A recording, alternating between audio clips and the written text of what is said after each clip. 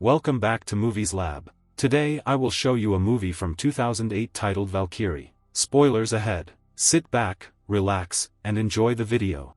During World War II, Wehrmacht Colonel Claus von Stauffenberg is severely wounded during an RAF air raid in Tunisia, losing a hand and an eye, and is evacuated home to Nazi Germany.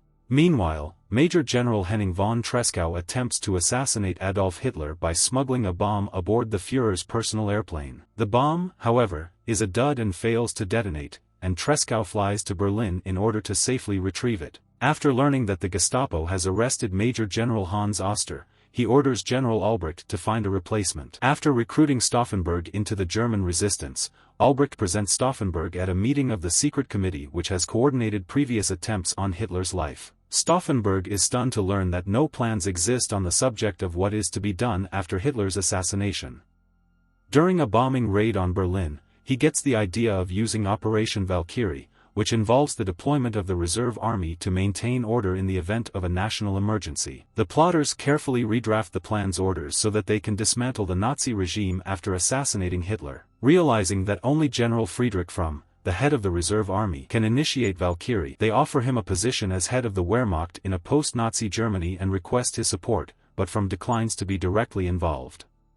With the rewritten Operation Valkyrie orders needing to be signed by Hitler, Stauffenberg visits the Führer at his Berghof estate in Bavaria. Hitler praises Stauffenberg's heroism in North Africa and signs the orders without fully examining the modifications, believing Stauffenberg's changes are for the best. At Gordeller's insistence, Stauffenberg is ordered to assassinate both Hitler and SS head Himmler at the Führer's command bunker, the Wolf's Lair. At a final briefing, Colonel Merz von Kornheim instructs the committee members in the use of pencil detonators. Stauffenberg also persuades General Feldjebel, who controls all communications at Wolf's Lair, to cut off communications after the bomb blast. Stauffenberg attends a strategy meeting at Wolf's Lair with the bomb in his briefcase, but with Himmler not present at the meeting, Stauffenberg does not get the go-ahead from the committee leaders, and by the time one of them defies the others and tells him to do it anyway, the meeting is over. With no action taken, Stauffenberg safely extracts himself and the bomb from the bunker, and the reserve army is ordered to stand down, believing that the mobilization was training. Back in Berlin, Albrecht and Stauffenberg are threatened by from that if they try to control the reserve army again he will have them arrested.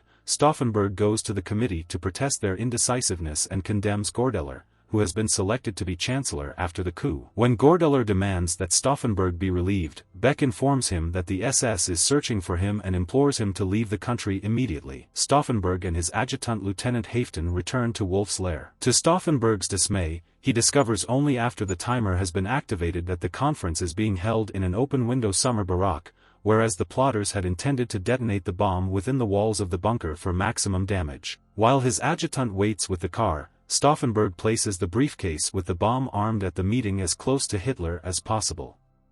Stauffenberg then leaves the barack, returning to the car. However, one of the officers at the meeting moves the bomb behind a table leg, thereby protecting Hitler from most of the blast. When the bomb explodes, Stauffenberg is certain that Hitler is dead and flees Wolf's Lair. Feldjebel calls Merz about the explosion but cannot clearly convey whether or not the Führer is dead. As Stauffenberg flies back to Berlin, Albrecht refuses to mobilize the reserve army until he knows without a doubt that Hitler is dead. Behind Albrecht's back, Merz forges his signature and issues the orders anyway. With Operation Valkyrie underway, Stauffenberg and his fellow plotters order the arrest of Nazi party leaders and SS officers, convincing lower officers that the party and the SS are staging a coup. Learns from Field Marshal Keitel that Hitler is still alive. The general refuses to join the plotters, resulting in them detaining him. Major Otto Ernst Riemer of the reserve army prepares to arrest Goebbels, but is stopped when Goebbels connects him by phone to Hitler. Immediately recognizing the voice on the other end,